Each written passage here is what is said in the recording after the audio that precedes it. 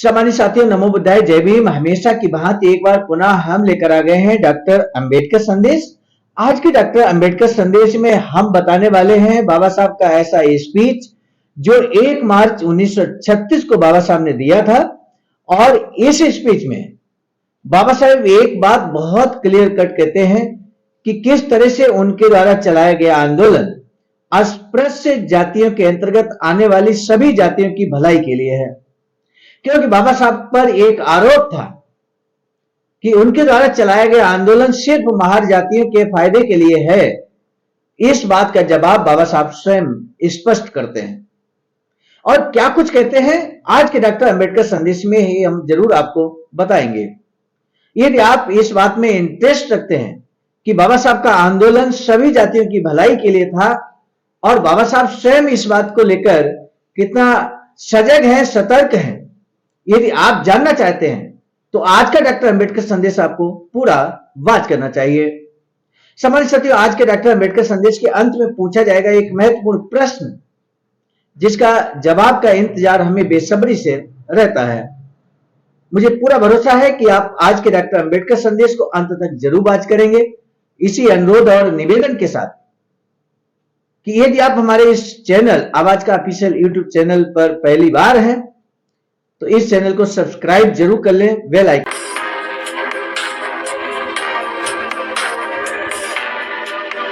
के साथ में। साथ ही साथ अगर आपको डॉक्टर अंबेडकर संदेश अच्छा लगता है तो इसे शेयर भी जरूर कीजिएगा। अब हम बिना विलंब के शुरू करेंगे आज का डॉक्टर अंबेडकर संदेश, जो कि हमेशा की भांति प्रसारित किया जा रहा है स्थान Buddha Bodhisattva Ambedkar international centre, BBIC, Sarnath, Varanasi, राज्य उत्तर प्रदेश, देश भारत के सौजन्य से। विषय बहुत क्रांतिकारी है। बाबा साहब कहते हैं कि आंदोलन का फायदा सभी अस्पृश्यों को हुआ है। बाबा साहब डॉक्टर अंबेडकर संपूर्ण वाङ्मय खंड 38 पेज नंबर 442 से 443 तक लेकर आज हम उपस्थित हो चुके हैं। डॉक्टर अंबेडकर संदेश शनिवार दिनांक 29 फरवरी 1936 का ये स्पीच है।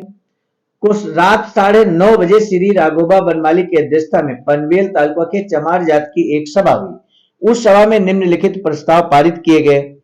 प्रस्ताव नंबर 1, बादशाह पंचम जॉर्ज की मृत्यु के बारे में दुख व्यक्त करना और बादशाह 8वें एडवर्ड का नए जो बादशाह बने उनका अभिनंदन करना।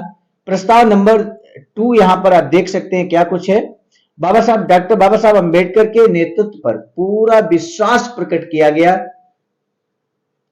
और तीसरा प्रस्ताव बहुत महत्वपूर्ण है। नासिक जिले के एवले गांव में हुई जनसभा में रखे गए धर्म परिवर्तन के प्रस्ताव को समर्थन देना। सम्मानित साथियों, आपको मालूम है 13 अक्टूबर 1935 को बाबा साहब ने एवला के मैदान पर एक घोषणा की थी और वो घोषणा ये थी कि मैं अस्पृश्य हिंदू पैदा हुआ, ये मेरे बस की बात नहीं थी, लेकिन मैं हिंदू के रूप में मरूंगा नहीं, ये मेरे बस की बात है। ये घोषणा बाबा साहब ने की थी और उस घोषणा का समर्थन यहां चमार जाति के लोगों ने जो जनसभा की है, मीटिंग किया है, उन्होंने यहां पर अपना समर्थन व्यक्त किया है। इस सभा में कौन कौन मौजूद था, कौन नेतृत्व करता था, वो भी हम आपको बताएंगे और बाबा साहब को यहां बुलाया भी गया, बाबा साहब का संबोधन भी हुआ, वो संबोधन भी आज के डॉक्टर अंबेडकर संदेश में हम आपको सुनाएंगे।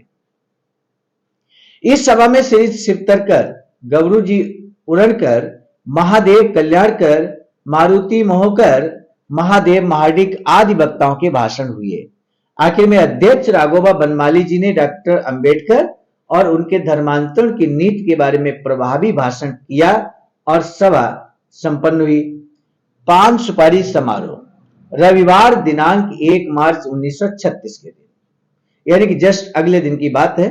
अस्पृश्य परिषद का काम पूरा होने के बाद पनवेल के चमार लोगों ने डॉक्टर अंबेडकर को पान सुपारी का आमंत्रण दिया।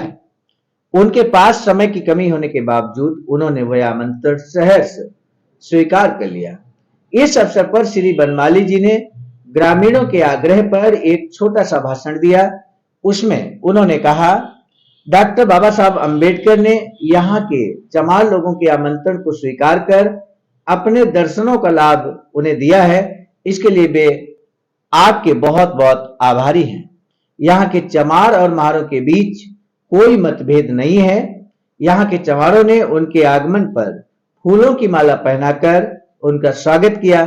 साथ ही वहां जब जुलूस निकला उस समय उनके फोटो को हार पहनाकर उन पर अपना स्नेह व्यक्त किया। परिषद के खुले सम्मेलन में महिला और पुरुषों ने खुले दिल से हिस्सा लिया और धर्म परिवर्तन के प्रस्ताव को भी अपना समर्थन दिया।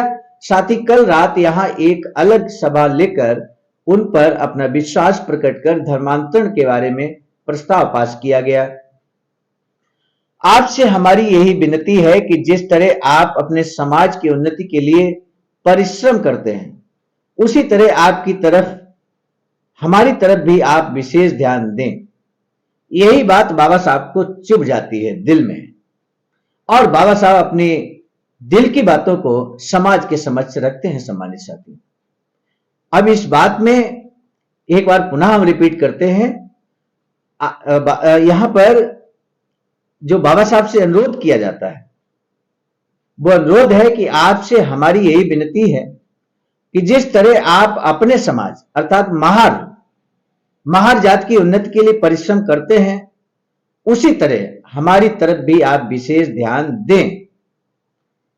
ये बात बाबा साहब को दिल में लग जाती है और इसका जवाब क्या होगा ये जानना बहुत जरूरी है।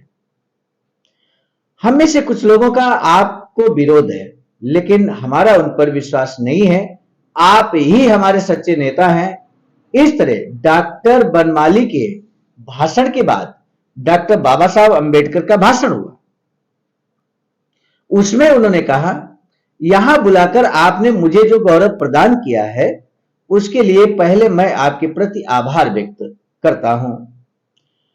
मुझे कुछ कहना नहीं था, लेकिन डॉक्टर बनमाली के भाषण से मुझे लगा कि आपको मेरे बारे में थोड़ी आशंका है।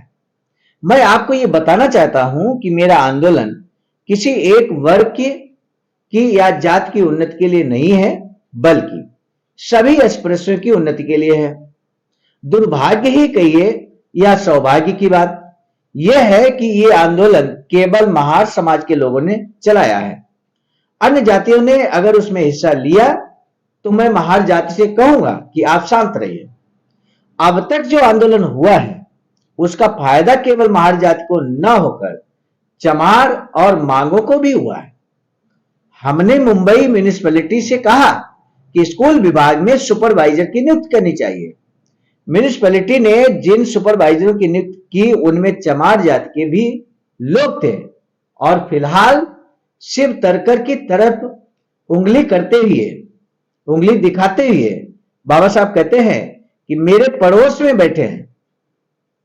पुलिस प्रशिक्षण केंद्र में अस्पृश्यों की भर्ती के लिए सरकार से कहा, तब सरकार ने जो भर्ती की उसमें महार नहीं बल्कि चमार और मांग लोग ही हैं। इन उदाहरणों से मैं ये समझ नहीं पा रहा हूं कि मेरा ये आंदोलन केवल महारों के लिए कैसे हो सकता है। अब जो आंदोलन चल रहा है उसके बारे में मैं बताता हूं। अस्पृश्यों की सभी जातियों को धर्म परिवर्तन करना चाहिए, ऐसा मुझे लगता है। लेकिन अगर बाकी जातियां मेरी बात को टालकर चुपचाप बैठी रहती हैं तो मैं क्या कर सकता हूं। एक बात मैं आपको बता दूं, जो जातियां इस तरह पीछे रह जाएंगी उनकी हालत बेहद बुरी होगी, क्योंकि फिर अस्पृश्यता निवारण की लड़ाई आप लोगों को लड़नी पड़ेगी और वह काम बहुत कठिन होगा, क्योंकि महारों की जनसंख्या 80% है। इतनी संख्या में लोग जब निकल जाएंगे यानी कि धर्मांतरण कर लेंगे, तब बाकी बचे हुए लोग क्या कर सकेंगे। आज भी अपनी बात मनवाने के लिए, अमल करवाने के लिए इतने आंदोलन करने पड़ रहे हैं, तब भी हमारी बात किसी के कानों तक नहीं पहुंच रही है, तो फिर आप लोग क्या करेंगे। इसलिए बहुजन समाज के साथ धर्म परिवर्तन करने में ही आपकी भलाई है। महार जाति से आप पर अगर कोई अन्याय हो रहा हो तो आप मुझे बताइए, मैं उस बारे में जो सही होगा वह करूंगा। इस तरह से बाबा साहब ने आश्वस्त करते हुए यहां पर अपने भाषण को समाप्त किया। आज का पहला प्रश्न, दिनांक 29 फरवरी 1936 को पनवेल तालुका की सभा में कितने प्रस्ताव पारित किया गया और क्यों? बाबा साहब को क्यों कहना पड़ा कि अस्पृश्यता निवारण की लड़ाई आप लोगों को लड़नी पड़ेगी और वह काम बहुत कठिन है? बहुजन समाज की एकता और भलाई का मार्ग क्या है? ये दो प्रश्न यहां पर पूछे गए। दो में से कम एक प्रश्न का जवाब देना अनिवार्य है। हो सके तो दोनों प्रश्नों का जवाब आप जरूर लिखिएगा आवाज का ऑफिशियल के कमेंट बॉक्स में। सम्मानित साथियों, आज का डॉक्टर अंबेडकर संदेश कैसा लगा? यदि अच्छा लगा तो इसे जन जन तक जरूर पहुंचाइएगा। अब हम समाप्त करने जा रहे हैं डॉक्टर अंबेडकर संदेश, लेकिन उससे पहले हम आपको बता दें बाबा साहब की एक अधूरी इच्छा वैचारिकी सेंटर बनाने की है। बाबा साहब की अधूरी इच्छा के अनुरूप ही 14,000 स्क्वायर फीट जमीन परचेज की गई है ring road, green city, Faridpur, Sarnath, Varanasi, राज्य उत्तर प्रदेश में। अखिल भारतीय अनुसूचित जाति जनजाति कर्मचारी कल्याण एसोसिएशन आवाजका के द्वारा, आनुषांगिक संगठन बहुजन बोध Samaj Sangharsh Samiti, all India doctor Ambedkar student association AIDASA के द्वारा। SBI account number, IFSC code आपके समक्ष स्क्रीन पर प्रदर्शित है।